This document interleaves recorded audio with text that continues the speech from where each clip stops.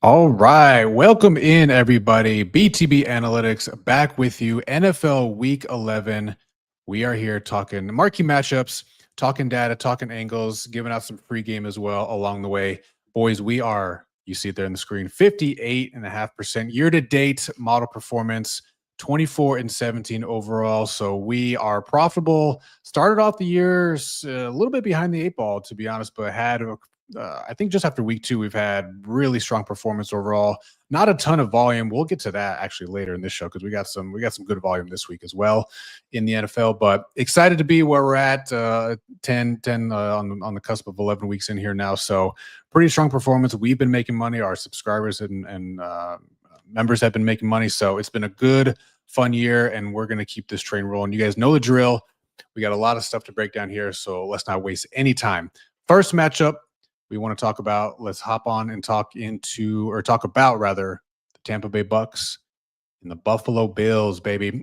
This one, Seth, from a market standpoint, opened at 5.5 in favor of Bills. Pinnacle actually opened at a 6.5 here. I think it's largely settled at a 5.5. Let me fact check myself in real time here. Yeah, that's So my understanding.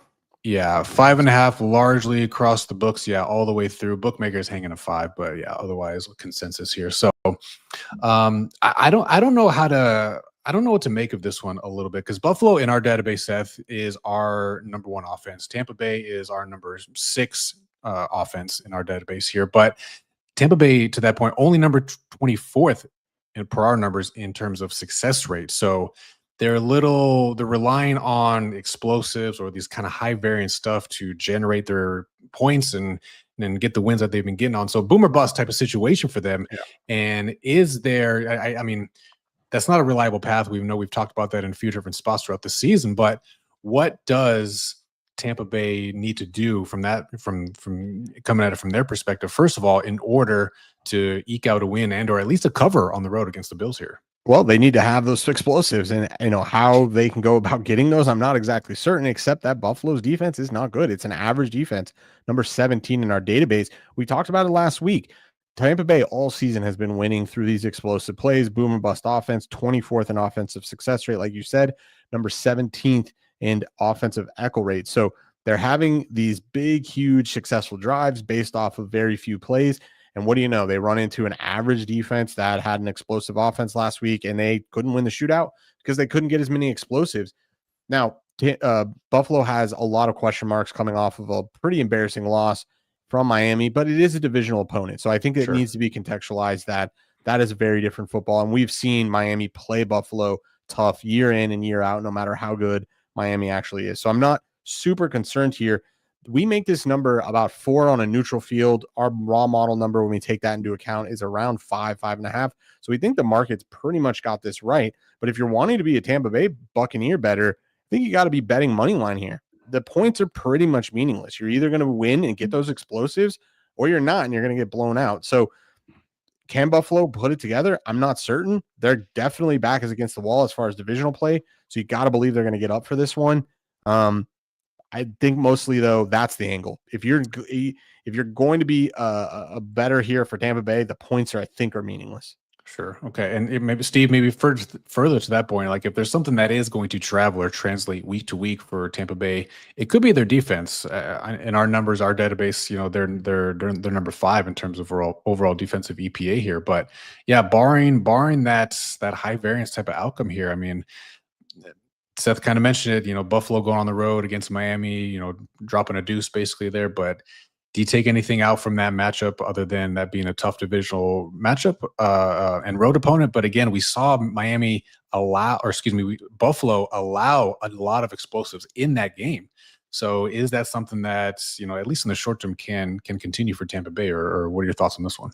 Yeah, well, I think it can continue because a big part of Buffalo's defensive woes have been injuries, right? I mean, and this has been a common thing for both of these teams. When you look at the Bills, we talk about AJ Epinesa being out, Christian Bedford, Teron Johnson, Jack Thompson, Landon Jackson. These are all guys who are supposed to be contributors, at the front line or in the secondary, and they've been injured or out, kind of been rotating through this season.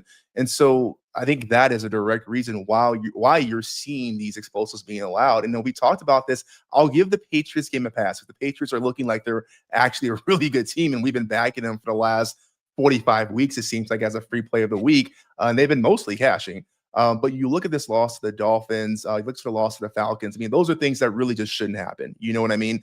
For a Bills team that they came in with such high hopes, and for a team that we know can be very, very good.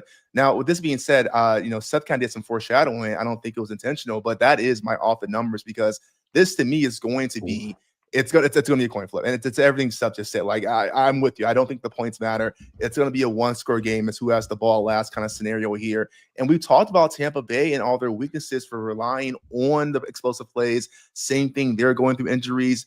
Bucky Irving, Chris Godwin, Mike Evans, all those guys missing time. And so, yeah, it's been a problem. But what has Baker done? He has still been able to throw the ball. He's been able to move that offense.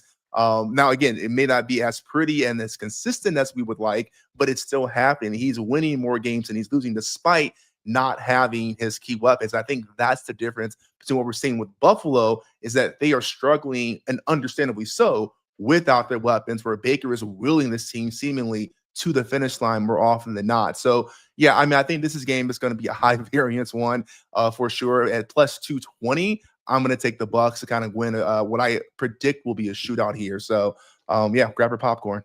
I do wonder if there's going to be some weather component in this one that we're not fully appreciating yet, because this total standpoint, this opened at 50 or 50 and a half and has been bought down 2 points now.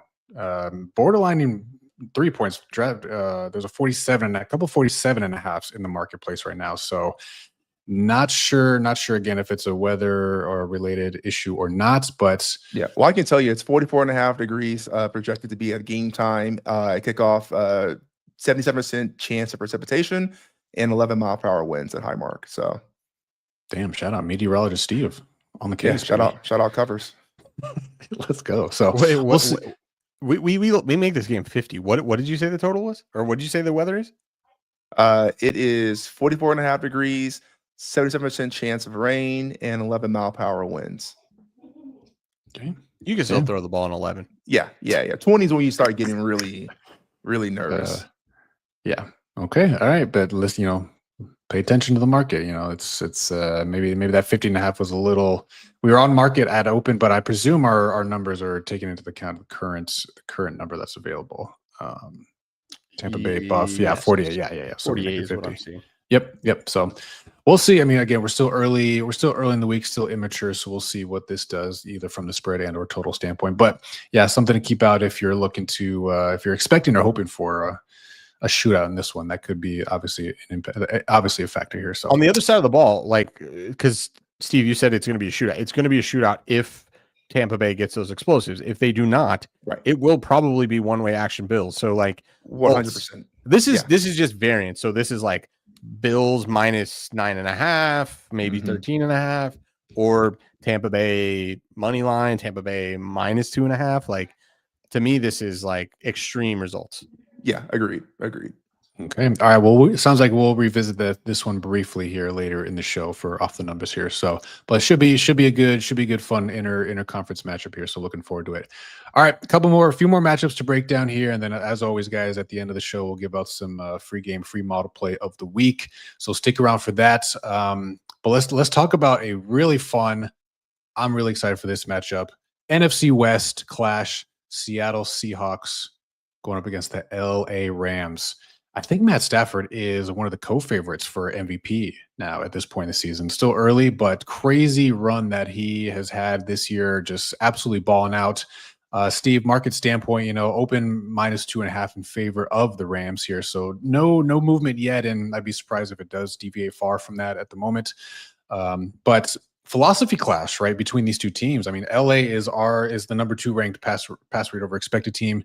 Seattle, almost polar opposite, number 30. So LA likes to pass it. Seattle leans run heavy for sure. So if there is an early game script in this one, if LA jumps ahead, how much, if any, does Seattle have to deviate from their run heavy approach? And if at all, and do you think the right team is favored in this one? I guess is my question to you. Yeah, I mean, I think that's kind of you're making a lot of assumptions with that question that LA is going to get ahead. I mean, the Seahawks team is legitimate. They are for real. I think that's been a surprise to, certainly me, but I think pretty much a lot of NFL fans here. But you look at this team. I mean, yeah, I mean, Sam Darnold has really stabilized this offense. I mean, we talk about. I think we were on this game again we were watching this game a few weeks ago, and we talked about how there have been some timely turnovers, but for the most part, he's been low mistake all season long, and that's been a big reason why they're 7-2 here. And their offensive line have really started to you kind of have that cohesive gel there, and so that's why you see them coming together. And the biggest thing is Jackson Smith-Njigba. I mean, this dude's a true wide receiver one. He's been making play after play, and then you have Rashid Shaheed there with a vertical threat. I mean, this offense is as complete as it comes. And you talk about adding, Kenneth Walker back there. So I hear what you're saying, Kev, but I think for me, this is going to be the one where can the Rams defense slow down Seattle's offense and get them off their game plan, right? I mean, I think it's kind of a bold assumption to assume either one of these teams are going to be able to dictate the other, but the Seahawks defense is quietly playing pretty well as well. And then we look at the Rams. I mean, yeah, we talked about this, and their offense and their passing particularly has just been off the charts here. Matt Stafford playing an elite level, Devontae Adams, Puka Nacua. I mean, they are all thriving. Although I don't know if you guys saw the clip last week where Devontae Adams tried to do like a juke move and like he seemingly threw his back out, and it's like, damn, like all our legends are getting to the unk status now. But he does have an oblique injury, and that is something to watch. But he's going to play, but just how effective is he really going to be here? So I hear what you say, Kev. I think to me, this is going to be another one of those like tight divisional coin flip games here. This is one I'm not sure either team is really going to dictate too much what the other team does besides play to their own strengths. And, I think it's going to come down to the last possession. Yeah. And I guess Seth, let me get your perspective then too on, the potential shootout element here, because this opened at a 40.5 total here, and again, mental model, which is why it's not generally a winning method long term. Would have presumed that would have been open to a couple points higher at least, but it hasn't really budged off of that number right now. And based on what we make it, we actually show that there's value to the under. So give a little context if you think you can or want to, or either just from a game script standpoint, how you see this one going. Yeah, I'm surprised that's where your mental model is. That actually makes a ton of sense to me. Both these teams are really good defensively, and yeah, LA is a really good offense. But to me, when you have a divisional game, you have two really good defenses. It's going to be, I think, a lot more like what we saw last night with Green Bay and Philly here, with both these teams trying to grind each other down. Like you said, they kind of have diametric opposites on how they want to get that success. So for me, the under makes a ton of sense here. The model loves it. Under 48.5 makes a ton of sense. Seattle defensive echo rate number 5, LA number 9. So top 10 defenses here from a drive standpoint. And you're right. LA number 1 in our offensive success rate, and Seattle number 9. So to me, it's who is going to have success against the good defense. And, to me, I think that screams low scoring game, limited possessions, and whoever makes the most with those possessions, I think is going to come out on top. From a model standpoint, though, from the side, I think the market's got this mostly right. I think we make it 2. Yeah, we make the number 2.5 in favor of we're pulling in the median 3 right now from the market. So, but yeah, we make it 2.5. On a neutral, we make this number 3. So 3 in favor of LA. So I think the market's priced this really well. This game's at Seattle? In LA. Oh, it's in LA. So we're pretty much right there on market, 2 to 3. Yeah. And I guess I had this backwards in my head, so I just was fact checking myself while you were talking, Seth. But yeah, to your point about who potentially could jump out to an early lead here, I had thought it was LA, but actually no one is better in the league than Seattle in efficiency on scripted plays. It's a little not standardized, a little qualitative in that respect, but what that suggests, at least, potentially directionally correct, is that no one is hotter out the gate than Seattle. So if they can jump out to the lead, to your point, Steve, then maybe the turntables will turn, or whatever. What's that line from something like that? Yeah. Oh, how the tables have turned. So, all right. Yeah, I'm excited for this one, though. Yeah, I like I said, that we have some value to the under on this one. Not fun enough, man. Not too rich for my blood. So I'm gonna stay off of that one. But too rich? What do you mean? Like the price? No, just like I am diametrically.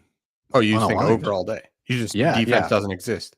I think defense is. Okay. I think this will be at the very least could be a high variance game. I mean, again, I think the LA pass rate over expected element of it is really going to drive a lot of how this game script goes. They're gonna. I mean, he's a co MVP favorite for a reason, right? They're not going to take it out of his hands. And I mean, I don't want to use too much recency bias. We obviously saw how crazy Seattle's defense played against Jacoby, a statue similar to how Matthew Stafford is back there right now. He's not going to evade and run around back there like Kyler Murray. So I don't know. I'm just gonna stay away from it. Is kind of my ultimate point. So. All right, should be a fun one. Two matchups in the books, but we got two more to break down. Appreciate y'all hanging out with us. Let us know what you think in the comments, chat. Who's going to come out on top of that Seattle matchup versus the Rams, or the Bucks Bills, or as we go through here? Let us know your comments in the chat here. Year to date, I want to remind everyone 58.5%, guys, 24-17 models performance. So we have been profitable virtually all season long. Happy to be making some money. Happy to be making our members and subscribers some money as well. So we're looking to keep this train rolling. We got a lot of good volume this week. So we'll touch on that as well towards the end of the show. But before we do, let's get to a couple more of these top matchups, guys. So AFC West matchup. Let's talk about the Chiefs going up against the Broncos here. Broncos, Steve, are 3.5-point dogs currently here. KC, for what it's worth, like our number one team in a few different key metrics, right? So the number one pass rating team. So they obviously going to put the ball in Mahomes' hand, let him do his thing.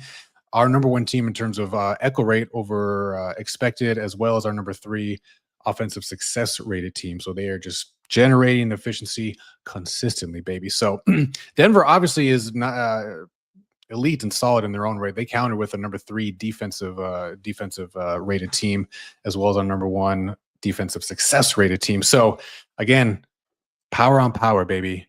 Mighty on might on might, right? So given the Broncos are 3.5-point dogs here, we just talked about it earlier in the Bills having a tough matchup last week against Miami, against a division opponent here. So do you envision a similar maybe script or similar outcome rather in that KC struggles a little bit with Denver's defense?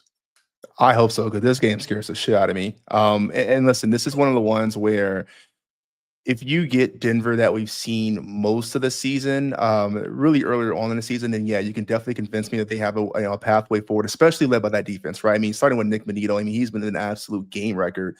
But if you look at this game last week, and I don't want to overemphasize one data point, but that Raiders game really was an eye-opener for me about how inconsistent Bo has been and can be, and what that looks like for this team here. And you mentioned the stats and the ranks for the Chiefs, but the things that concern me are for the Denver Broncos in our database: offensive success rate 28th, offensive echo rate 26. So can they keep on track and down and distance, and can they score and finish drives?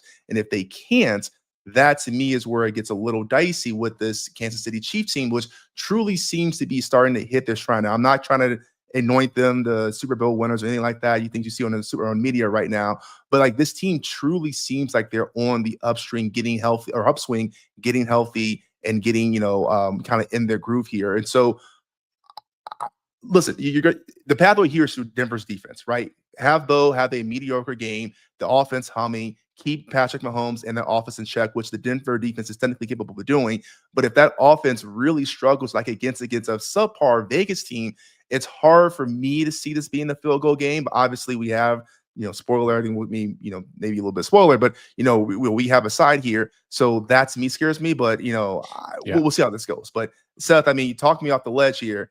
I don't want to overreact to one game, but those rankings do concern me a little bit. Yeah, no, we're on this game. We're on Denver plus 3.5, and it's gross as hell. And like you highlight all the things, this is good. Patrick Mahomes, who's inevitable against a good defense. I couldn't find it. Is Surtain going to play in this game? He was out, I think, last week. They squeaked out by Vegas. Divisional game, short week. It's really going to come down to that defense and then how well Bo Nix plays. Now, the one thing I will say, Kansas City is beating teams offensively. They're not necessarily beating teams defensively. So Bo Nix has struggled the most in really good defenses. And I don't know if Kansas City is considered a good defense at this point. Number 16 in success rate, defensive success rate, and number 7 in defensive echo rate. So we'll see. On a per play basis, they're not as good. On a per drive basis, they definitely step up. So I don't know. I think it's going to come down to how well we get Bo Nix and how good is Kansas City's defense, because I think Kansas City is going to score, Right. to some degree. Right. Agreed. So that's kind of where I'm at too. And I was trying to check our team database here, but we're having a little issues with the shiny at the moment. But you know, you use, and I want to find Bo Nix here. So yeah, he's been I want to say he's similar to how CJ Stroud was kind of on that trajectory of first year was like, oh my God, he's the second coming, like it's crazy, you know. And then year 2, a little bit, actually quite a significant bit of regression and kind of a dip in play for him. So he's not been they have not been trusting him to air it out. He has one of the lowest average depth of targets in the league, and he's just kind of middling right now in terms of EP per play. He ranks number 19th overall out of 32 eligible folks or quarterbacks here. And This is Bo Nix. This is Bo Nix, yeah. And so I just don't know, to your point, like who are we going to get? Like which version of Bo Nix are we going to get? So that to me scares me a little bit with the value that we have on this one. But hey, you know, you can't really pick and choose your spots. You trust the process. You trust everything in the aggregate here. So value is value. We're still riding with Denver, but that to Steve's point as well kind of gives me a little heartburn, if you will. So it wasn't available, but bookmaker Chris had a 4.5 a day, like 12 hours ago. I sniped it. So, baby, hey, shout out, good for you. Thank you. I moved the market 10 cent or 1 cent. Hey, market mover, auto mover is what you are, baby. Let's go. Yeah, it was just I still don't get over. I still can't get over that. Every time you bet the market, like you literally the screen lights up. Yeah. It's funny. So, all right, should be an interesting one. We were, like I said, we're on it, so we're riding with the Broncos. This feels like you're punting money. I'm not gonna lie. It just feels like you're punting money. Yeah, we've been in plenty of these spots over the years, boys. We know how these things turn out. Sometimes you're right. The interesting thing about Bo Nix is like I was like he's a different quarterback, home versus away. So I don't know, but we were on him last week against Thursday, and they didn't cover. Although they had a lot of chances. I don't know if we were on the wrong side of that bet. Yeah, I don't know. His career's too young. We have too few data to know if he does have like a true home away like difference. But as of right now, it's pretty apparent that he does. Yeah, that could just be a small sample size, though. Yeah, right. I mean, right now it is. I don't think there's any other way to interpret that, but we'll see. We'll see how his career plays out for sure. So, all right, 3 games in the book, boys. We got one more, and then we're going to talk about some off the numbers, talk about some free model play at the end of the show here as well. So make sure you guys appreciate everyone who is hanging out. Stick around for that as well. So, all right, let's get to our last matchup, boys. A fun NFC one. Detroit Lions going up against the Philadelphia Eagles. Power rating standpoint, you know, Steve, this is our number 4 team in Philly going up against our number 6 overall team in Detroit here. I'm trying to avoid the recency bias as best I can here, but coming off that Monday night game, Philly going into Green Bay there. Trash. Obviously, just insane game for a couple different reasons. Like you had it was disgusting display of football especially on the offensive side, right? But Philly, for what it's worth, I wonder if this is the script, and this is where kind of the scales tilt here, because echo rate. So Detroit is our number 7 team in terms of echo rate over expected, and Philly is only number 29th in defensive echo rate allowed here. So if and when Detroit gets into the red zone, gets into scoring position here, and now with the added wrinkle, we'll see if this is much ado about nothing, or if this is actually something Dan Campbell taking over offensive play calling duties, how that affects what Detroit is able to do on offense here. So yeah, from a game script standpoint, again, Steve, what is your thoughts on this one? Because market standpoint, I don't think has really really done much in this one. The total, for what it's worth, not again, my mental model is just off this week. I don't know what it is, but I got a lot of fog here. So 46.5 is where the current number is, and it has been bought down to 2.5 points, depending on where you're looking here. But Philly is a 2.5 point favorite here at home. So is that do you seeing what those numbers are currently? What is your takeaway and assessment of how this one's going to flow?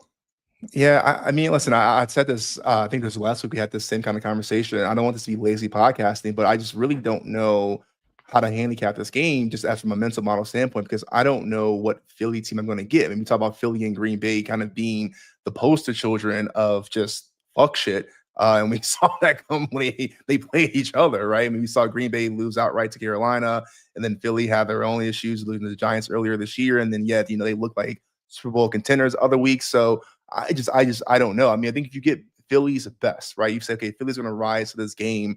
You look at this offense, you look at Saquon Barkley and what they've been doing. Like, yeah, it makes a lot of sense there with or without the tush push and all that. But this Detroit team has been, quietly rolling, under Goff. And maybe quietly is not fair, but just based off their, preseason hype, and early struggles. I think they've kind of really found their way back with Jameer and, Jameson, Amon-Ra, St. Brown kind of getting together.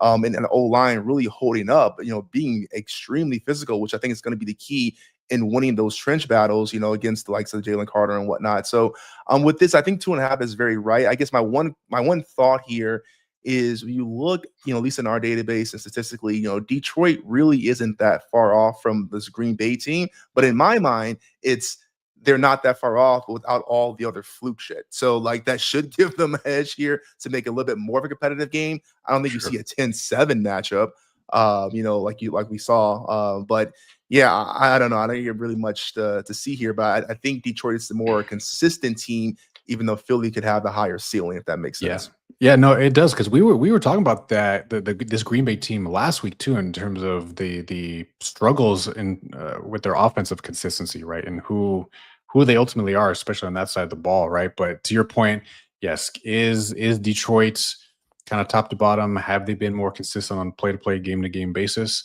Yes. And now, like I was saying, with Dan Campbell kind of taking over those play calling duties, how much of a little edge does that give them? I don't know. We make this number -3 in favor of Philly, so we at a 2.5, if you can get you can still get it out there. We show a little bit of value on Philly.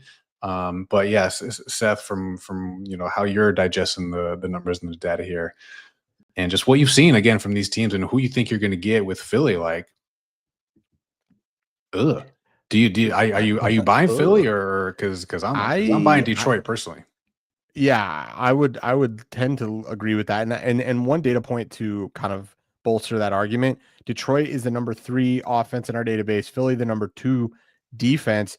And then on the other side, Philly, number 9 offense, going up against our number 19 defense in Detroit. But when you peel that back a bit, we have a prior that's kind of pulling in some data from last season. It's mostly this season's data.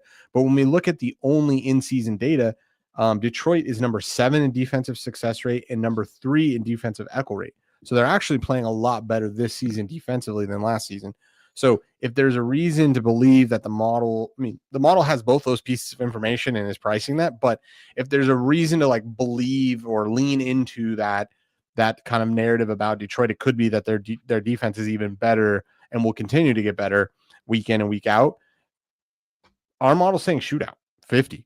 So let it fly. And I guess Dan Campbell taking over play calling is going to be a meaningful thing. Interesting because they've had success. So again, number 3 offense. So I'm interested why that's the case or what's going on there. Is there some gamesmanship? Looks, Philly has a really high ceiling. There's no doubt about that. It's just what makes that team tick. I'm not sure. Yeah, and we've seen it. We've seen it almost week in and week out, right? The one thing that scares me about this, though, if I'm a Detroit fan, I guess, is Philly can seemingly win in a few different ways, right? We've seen them win a 10-7 game in an ugly, just basically non-existent offensive performance. We've seen them put up 38 points on the Giants, or 34 or 30 plus on the Giants twice, actually. So they to your point, have the capabilities to put up good numbers, but week to week, it's not something I feel confident enough in backing them. So yeah, just looking ahead real quick, segue into off the numbers a bit. That's why I'm riding Detroit money line on this one. Plus 130 is what I can get, or what it's the best available in the market right now. But yeah, I don't know if there's anything. We could be reading a little bit too much into the Dan Campbell thing, but I like the little uncertainty just enough with that one to say, hey, there could be, where there's smoke, there's fire on that one. So I think if you're going to give me plus money, yeah, plus 130 rather. I think most of the market's at plus 120. So getting a decent number here. So I like Detroit to go into Philly here and eke out with the win. So we'll see what happens. But 4 games in the books, guys. Yeah, let's just segue real quick into off the numbers here. Head to head friendly matchup we're doing on a weekly basis here. And we just pick a game, pick one of our best bets, and get to talk a little shit along the way. So I am 5-5. I coming off a win last week. Finally, goddamn, I was cold. I was hitting I was 0 for 4 the What were you previous on? month. I took the over in the New England and Bucks game, so I had a little bit of positive variance there in the fourth quarter for sure. But yeah, that hit. So I'm 5-5. So give me Detroit money line plus 130. Seth is human. God damn it. He is human. He had been 7-1-1. Shout out right now. But coming off a loss, I think you were on the Commanders last week plus 8.5 or whatever it was. So I see. Do you have yours teed up or ready to go? Yeah. Okay. You want me to go? Go for it. I'm going to ride for the bounce back spot and a kind of a brutal beat for Atlanta. I think fade Carolina a lot. This is a little bit of hopium here for me. We have under 6.5 for Carolina, and if you look at their schedule, they can still go under 6.5. Don't give me the hope. That's all I got is hopium. I'm smoking it hard, and this is the start of it. I think this Atlanta team also got their butts just handed to them last time they played Carolina. A lot of players were out, including London. That seems to be the piece of their offense. If London is in, and Penix can make some goddamn good throws. So I like this bounce back spot or revenge spot, whatever you want to call it. Our model also shows a little bit of value. We make it 5.5. Give me 3.5, 110, actually 104 over at FanDuel. Give it to me, baby.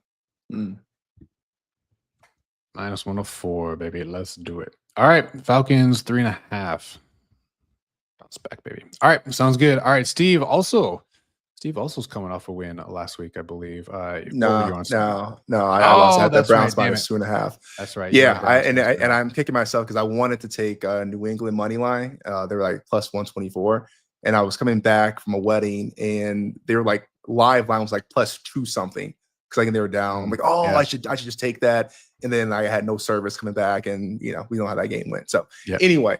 Listen, 3-7. I've had some pretty serious conversations. Change the quarterback. We're playing for picks. All those conversations kind of circling around the ball club here. We're gonna swing. We're gonna swing for the fences here. We're gonna try to save our season. And if we go down, we go down. But with that being said, I'm taking the Bucks money line over the Bills plus 220. We've seen the Bills be, I don't want to call it just being human, but really have had some real issues that they just have not quite figured out. To be fair, a lot of that has been due to the injury bug here, which is going to rear its ugly head once again. Sure. And when this game, like I talked about earlier, it's high variance game. Who can have Bills can lose this game outright. They can win by 14. Who knows? But I think at those plus 220 odds for a game where Tampa Bay has a legitimate shot at winning, that's just too good to pass up. So that's what I'm rolling with. Okay. All right. Price is everything, baby. Plus 220, too good to pass up. So, all right. Tampa Bay money line plus 220 in the books. We got you. All right. Sounds good, boys. 4 good matchups in the books. We talked about off the numbers. You know the drill. There's only one thing. Oh, you got something to say? No. Go. We'll do it on You got something to say? All right. I'm going to say it first. We got one thing left to do. Let's do it.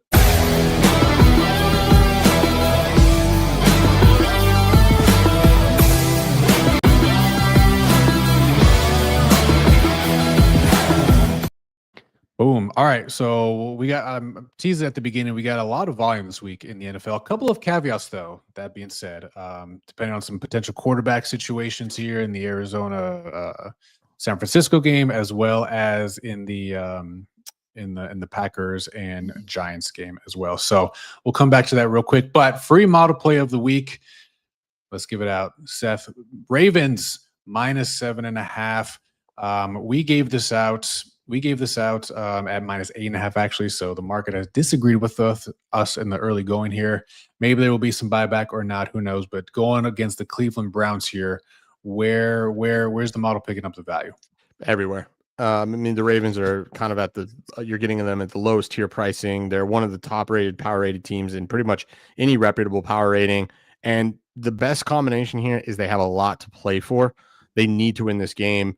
And they also have the data point that the Browns can fight, right? They can come back from 10 and win. So there's a lot of incentive to cover this number and to win the game. And the quarterback play is just tremendously different between Lamar and basically a rookie that is quite frankly struggling. So yeah, it likes the Ravens every which way. They've already covered this number. I forget what it was when we played them the first time, but it was a double-digit spread. I think it was 10. It might have been 11.5. That's coming to mind. So what's different? That's the same team and maybe a little bit more healthy defensively, Baltimore. And instead of a quarterback that has 100+ starts, we have a quarterback that has 6+ starts. So you're going from veteran to true rookie. Look, it's a divisional game. Anything can happen. The mall really likes it. I think we make this number 10.5. Market's moved a bit against us. I don't know if that's a real move. This market opened a kind of really different across the market makers at 9, 7.5. Yeah. 8 is kind of where we're at in the market. Obviously 7.5 is great. We bet an 8.5. Two of the market makers are still at 8.5 for what it's worth. I think this thing closes 10. I think the market is, I don't know what the market's doing, but and just to clean that up, we had -11.5 first time. Baltimore won 41-17. Nice. Okay. That was Flacco. Was it? Yeah, it must have been, right?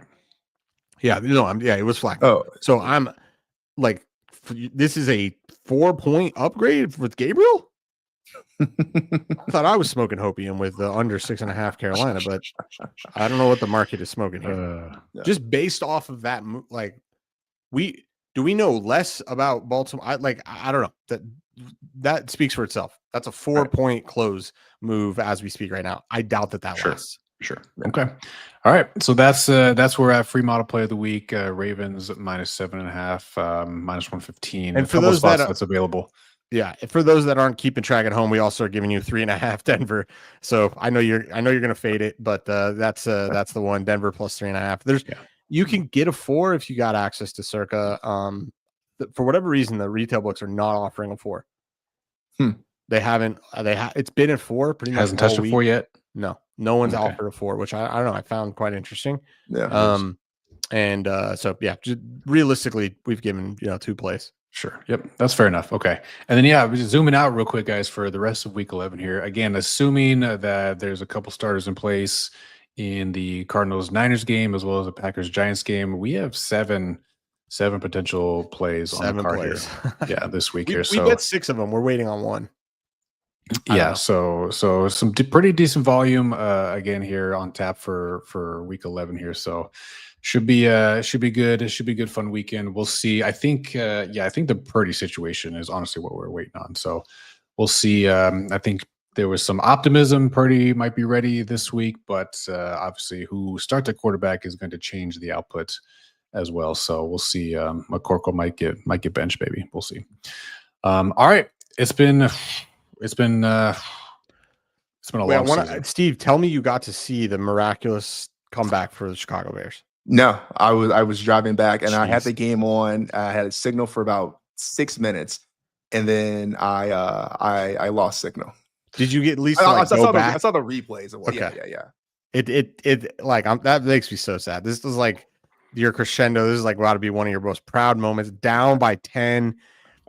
I was like, this is perfect because they have incentive to score the touchdown and then a field goal sends it to overtime. Right. Or to win, they have to score a touchdown. Yeah. This is why you bet early, people. 3.5, very different than the 4.5. Cherry on top. You guys got someone fired. You got a code. When did that ever happen? That's true. It happens all the time. It's just when we get ourselves fired. No. Yeah, you got somebody fired on the other team. Right. Yeah. To clarify. Yeah. Yeah. The so Bears are that- the Bears are hot, man. Okay, I don't want to like ruin it for you, but I was like, this has got to be like the proudest moment. Like Oh yeah, for sure. For sure. down by 10, comeback win, like just owned it. I mean, it did help that Russ was in, but I'll take Right. what you can get, right? Come on, yeah, exactly. Yeah, and just a quick note on that. I saw an interesting tidbit on the Bears specifically because Bears have some really positive fluky kind of variance going in their favor so far year to date. So they are number 1 in the league in EPA generated from turnovers on defense, but they also rank number 1 on offense for least amount of EPA on turnovers. So when they Like they're so not it- capitalizing. right. So and the cherry on top of that, they have recovered 75% of fumbles year to date, 12 out of 16, which is high luck, Yeah, that very lucky. Dart doesn't fumble there. That game is over. Right. Yeah. So hey, you'll take it how you can get it, no matter what in this league. Yeah, right? we were Sometimes on you need that. You need we were that. on variance last week. We had Yep, 100%. Colts come back, Chicago come back. But closing line value in both those games. So, and what do you know? Trust the Betting process. early. Cover a 5.5, lose at 6.5. Close, Indy close at 6.5. Chicago bet at 3.5, closes at 4.5. What do? You lost at 4.5. So bet early, people. And we will leave you with that, goddammit. All right, NFL Week 11 on tap. We'll be back next week, ladies and gentlemen. Appreciate y'all tuning in. Week 12, we'll be back. Keep those notifications on. Make sure you subscribe to the channel, damn it. You'll get the ping when we do go live. We'll see you then. We'll see you next week. Peace out.